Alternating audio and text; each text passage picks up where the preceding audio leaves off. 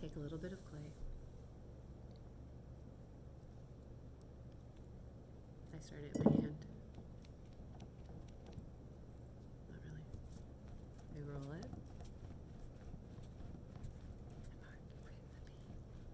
Do you know that song? I do. And then I use 2 hands.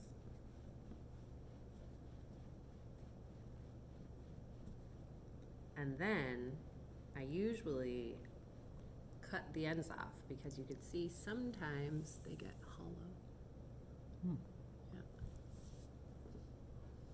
I'm gonna go get a tool. What do you do?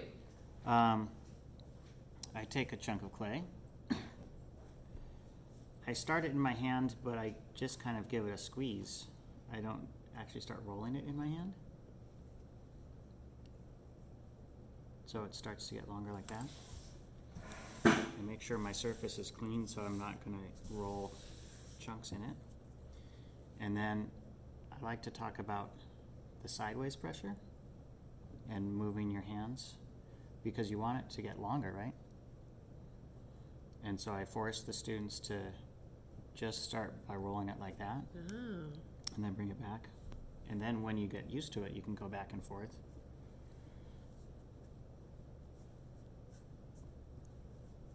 But you're changing the pressure as to where and how hard, and kind of just go like that.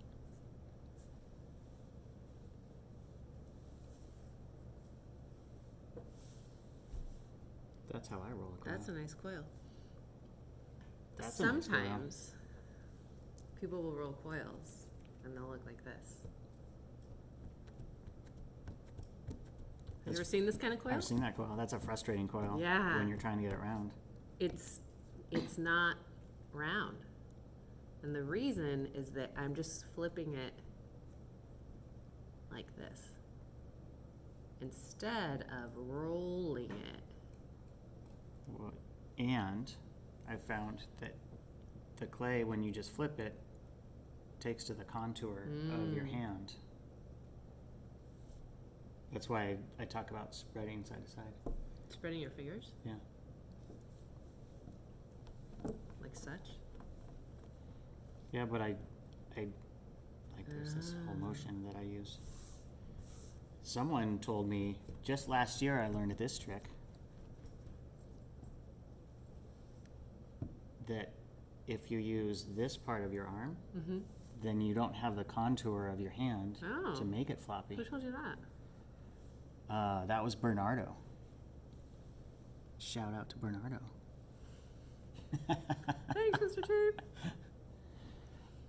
It feels cumbersome to me because Yeah. I was never taught that way. But if you're just starting out, that might be a good technique. Different strokes for different folks. Yeah. You gotta find what works. So that's how you make a coil. I'm also gonna suggest, if you're having a lot of trouble, try standing up. Have you ever noticed that? Whoa. Yeah. No. Yeah, standing up and rolling your coil. Why? I think something about standing up changes the way that you're applying pressure. So there's more of a downward pressure and less of a sideways pressure. Interesting. I've just noticed that sometimes students, when they stand up, will suddenly have a round coil. So, something to try. I like that technique, or that tip. Pro tip. So what do you do with coils once you have them? We're going to go over that class? Or are we going to go over that here? Let's go over it in class. Okay. But this is one of the building blocks, right? So this is a coil pot. And you can stack coils eventually. We'll get to that. What else? This is a coil pot. Stacked coils. A little more organic than the first one. Maybe inspired by a river. Hey, what's that? Braids or twists. Coil pot. With flair. Ooh. Thanks for watching.